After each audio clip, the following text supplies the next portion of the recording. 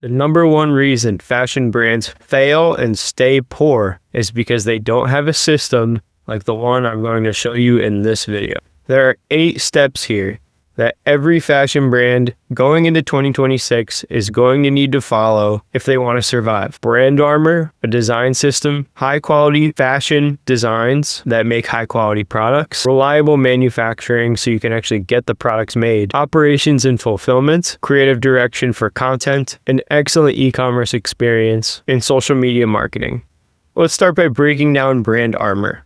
Brand armor includes your story, your target audience, your value proposition, what makes you unique. You have a sense of your competitors and you've analyzed what makes them better or worse than you. You've set up a business bank account and an LLC or corporation, and you're legally protected through copyrights and trademarks. First, your brand story needs to actually be authentic and it needs to be related to you as a founder. Saying, we make elevated basics for people in the underground scene is not a brand story. My brand story starts with being a touring drummer, making merch for my own brand and for other brands, learning how to run ads to music, realizing there's a lot of crossover between music and fashion, not only on the creative side, but on the business side, which led me to creating clothes for myself and then applying the knowledge from touring and working at ad agencies and going to music school to running my own fashion business as an entrepreneur. That's a brand story. Saying, I make premium streetwear staples for my friends or for people that are like me. That's not a brand story. Next, when it comes to target audiences, you can look this up online. You can ask ChatGPT to help you out.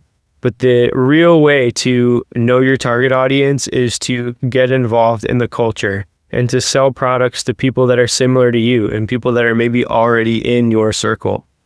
For the value proposition, there are a few ways to really make this unique for starting fashion brands. Chances are you are a startup, you don't have a lot of money, you're not going to be making a luxury product.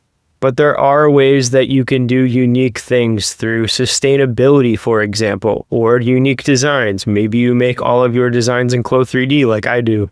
Maybe you offer the best customer service and shipping on the market and you get your product to customers within 1 or 2 days. That's a unique value proposition. But saying something like, I make stylish streetwear or I make elevated basics, that's not a value proposition. That might have been a value proposition for Jerry Lorenzo back in 2017. But if you are on YouTube learning how to start a fashion brand and you are a startup, making an elevated basic is kind of like the training wheels for a lot of brands. Anyone can go on Alibaba these days and make an elevated basic. Not saying that is your specific value prop if you are at home. But I hope it gives you an idea that you'll need to expand upon the idea of a cool, trendy design. Competitor analysis is one of those things that I think is great with AI help, especially if you have a ChatGPT Plus or Pro subscription. The AI is super smart and it can look things up in real time using the internet. So I like to do competitor analysis every few months even, just to get an idea of what's currently going on and what I could do in the moment to compete with other brands in the space for market share.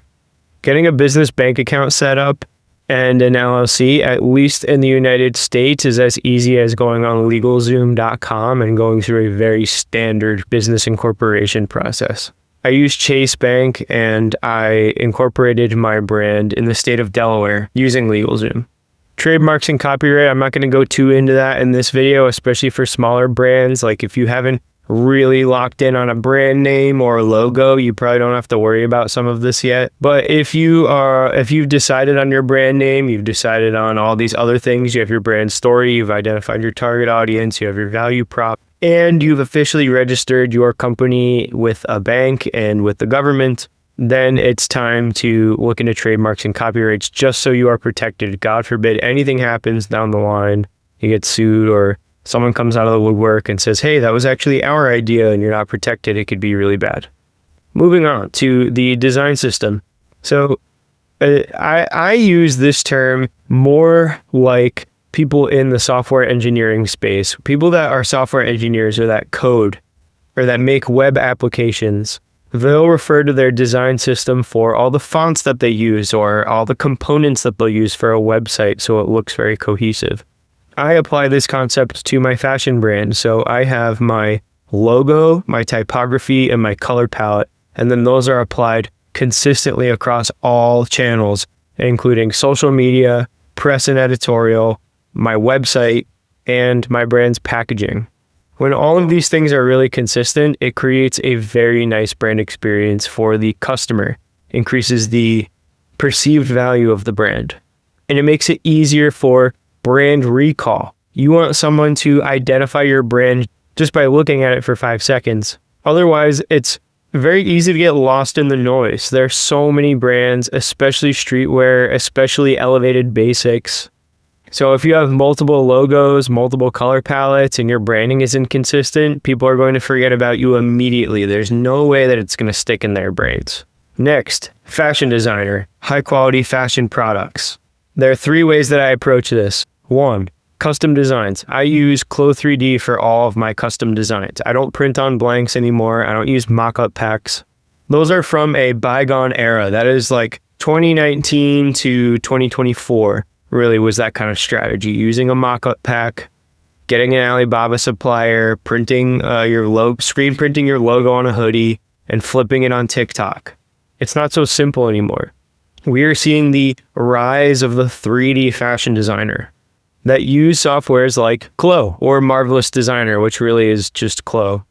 I actually don't know anyone that still uses Marvelous Designer.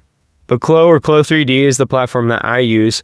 And now, because I'm really busy doing a lot of other aspects of running my brand, like building my site, doing social media, running ads, doing photo shoots, I will start my ideas by sketching and creating a design spec, which is basically a big document showing every single idea for a detail that I had in my head related to the design of a garment.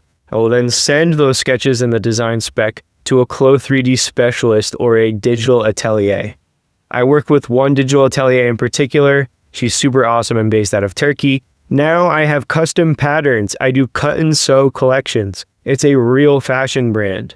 I might not be the best fashion designer, but there's no way that you can deny me being a fashion designer or having a fashion brand. It's officially a fashion brand, not just a clothing brand.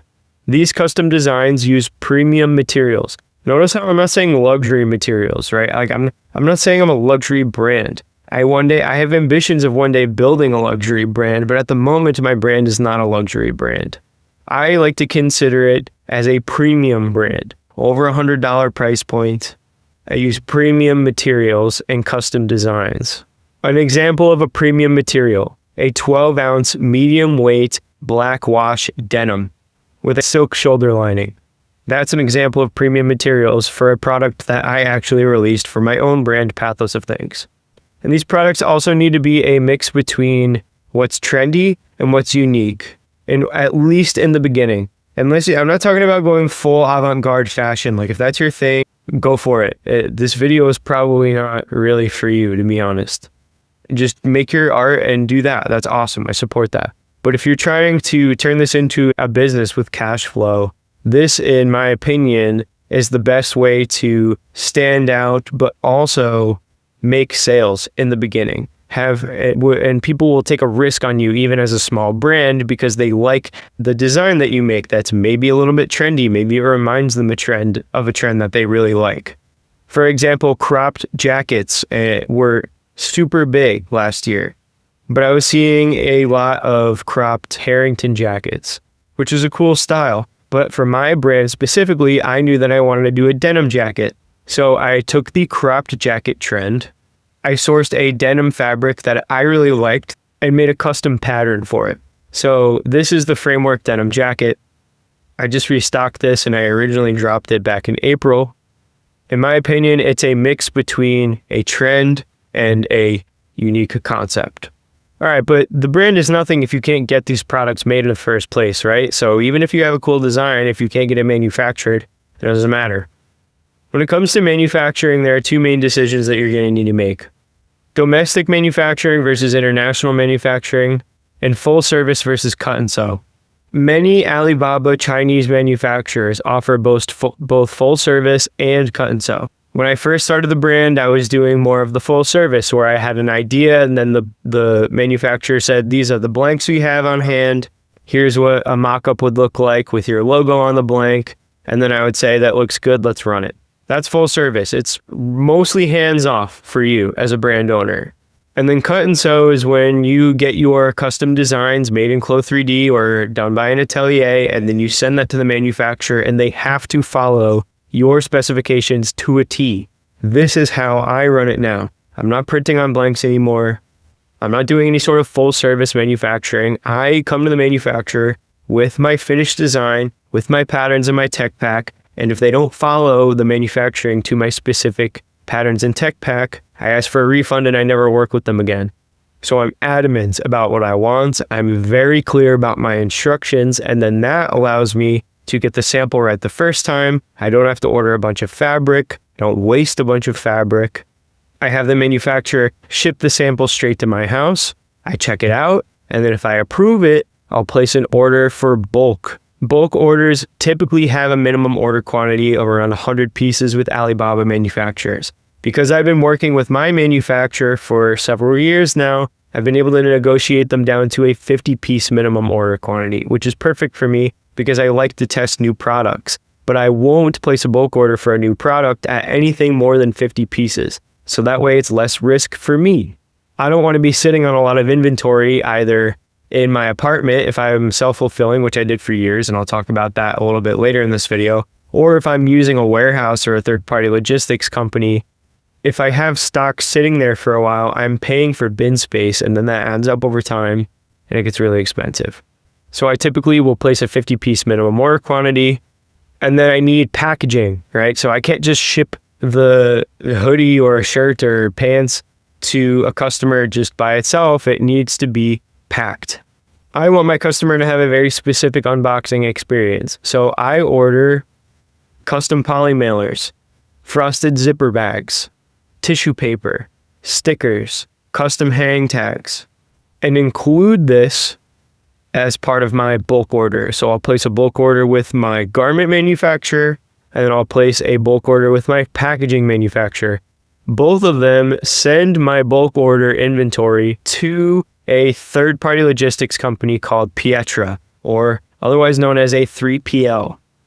But that's not the only way to do fulfillment, and I'll elaborate a little bit more on that in a second. But I want to first talk about fulfilling at home. So this is what I did for years. I would have orders come in on my Shopify site. I would then print the shipping labels, put the garments in their bags and their poly mailers, slap the shipping label on the poly mailer, and then take it to the post office. This is great when you're just starting off. It's also great if you have some space, whether that's in your apartment or in your basement or in your house. If you can store the clothes, you will save money that way. But if you don't have the space, if you're doing lots of orders and it's becoming overwhelming, or maybe you work a 9-to-5 and this fashion brand thing is kind of like a side hustle for you, and you just don't have the time during the day after work to pack and ship all the orders for your customers. In that situation, you need to explore a 3PL or a third-party logistics company. They will provide you with an onboarding team, a warehouse with bins that will store your clothes, and a team that will pack and ship your orders for you, and it integrates with Shopify. So whenever someone places an order on my Shopify site, Pietra gets notified. Someone will take my garment out of the bin, take the customer's order out of the bin, package it together with the poly mailers and the tissue paper and the stickers, so there's an enjoyable unboxing experience, and then they ship it to the customer for me. So it's completely hands-off. It's reliable. The customer gets their order in a few days, so the shipping is super fast. The unboxing experience is enjoyable, like opening a Christmas present. I can offer easy returns on my website because Pietra will handle all the returns for me. Maybe a customer ordered the wrong size, or they don't end up liking the product and they want to return it. Pietra just handles that for me. It also makes bulk orders really, really simple because like I was saying before, I just have my manufacturers send the bulk inventory directly to the warehouse, and the Pietra team will put everything in the bins and organize it for me. They also offer tracking codes for the customer to make it really easy to track orders. This relieves customer anxiety, and it makes restocks a breeze because they'll let you know when you get down to like 20% of your inventory, for example, and then you can just place another bulk order with your manufacturer. The manufacturer ships it directly to the warehouse, and you're good to go. Next is creative direction and content. I like to shoot 4 main pillars of content. I added a 5th one in here recently because I think it's relevant. But these pillars are e-commerce, editorial, lifestyle, UGC, and founder. E-commerce content includes photos and videos that sell the clothes, usually against some kind of white cyclorama background. You reduce distractions from the shot, and you just showcase the clothes on a model or as flat lay images. For my brand, I include both because I think it's important to have both. Editorial images sell a vibe. They have high art direction standards and they get someone to stop scrolling. It makes them feel something. It makes them curious, and then they click on your profile or they check out the brand if they saw it on social media, for example. Editorial stops the scroll. Lifestyle content immerses the customer in the world that you're building. So for me, I show behind the scenes content. I show clips and videos of me wearing the clothes at house parties, at concerts, on stage, behind the stage, backstage at concerts. I post clips and videos of musicians performing on stage wearing my clothes. I want to build this culture of creative professionals, high performance musicians, and people that want a stylish garment that's maybe a little bit more unique than what the general public wears. UGC, or user-generated style content, is like your typical TikTok influencer style, like a try-on or an unboxing, talking directly to the camera, very little editing, feels super candid. These videos perform great on short form, like Instagram Reels, TikTok, YouTube Shorts, because they instantly connect with a customer on a very personal level. Doesn't really feel like you are selling to the customer. And then the last pillar is founder content. This is a great example of founder content. I'm sharing my process. I'm talking about it. I'm putting it up on YouTube. I make Instagram Reels. I post trial reels. I post shorts. That's my founder content. Different founders have different styles of content. Everyone has their unique style. I don't think there's like one way that just magically works for everyone. But there are definitely frameworks, like just setting up the camera and yapping over whiteboards. That's a framework that works for a lot of educators in the online education space. And because a lot of my content is more educational on YouTube, this style resonates with my audience. In order to sell these clothes with all this content and these great designs, you're going to need an e-commerce store. I use Shopify. I just have a couple plugins that help me integrate my Meta and TikTok pixels and to embed email marketing services like Klaviyo. I hired someone on Fiverr to compress the images and optimize the site speed so it's lightning fast. I streamlined the checkout and added a monthly payment plan option. And I added as much info to the site as possible about shipping policy, return policy, shipping times, product and garment specs like sizing, model height and weight, suggested size based on height and weight of the customer. I have a lookbook page that highlights my art-directed photography. I have an about page that talks about me and my brand story. And I added some of the user-generated content that I collected with user reviews and testimonials directly to the product pages. Now that the products are done, the inventory is at the warehouse, the website looks amazing, we need to explode our presence on social media. Otherwise, no one's going to look at it, right? The easiest ways to get started are by focusing on TikTok and Instagram, because these are highly visual platforms and we're making visual content for fashion. Instagram right now is extremely high leverage because of the concept of trial reels. So trial reels are reels that only get pushed out in the algorithm to non-followers. So it's a great way of finding a new audience, the same way like you would when you run paid ads. But trial reels are free, so it's all organic. It's insane right now. I think if you're not using trial reels, you're completely missing out on some serious Instagram growth. And then we use this social media content for our marketing. We have email marketing with automated flows like the welcome flow, the abandoned cart flow, and the post-purchase follow-up flow. We collect emails through lead magnets and pop-ups like giving someone $15 off their first order or free shipping off their first order. Or maybe you give them something more tangible like a download PDF of a lookbook with a discount code. Then we'll take our top performing posts on social media and use them for paid ads. I have a video about my paid ads funnel. I highly recommend you check it out. But basically, I run cold traffic ads to find new people that have never heard of the brand before.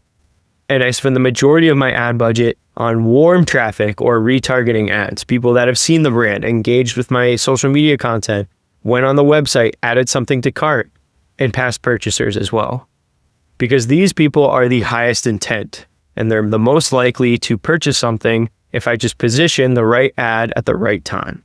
I also will work with influencers, which is great for community building and getting tighter with your culture. Influencers also make great UGC style content. And lastly, I run seasonal promotions. So every 6 to 8 weeks, I'll find a reason to run a little discount, move my slow moving stock if I have slow moving stock.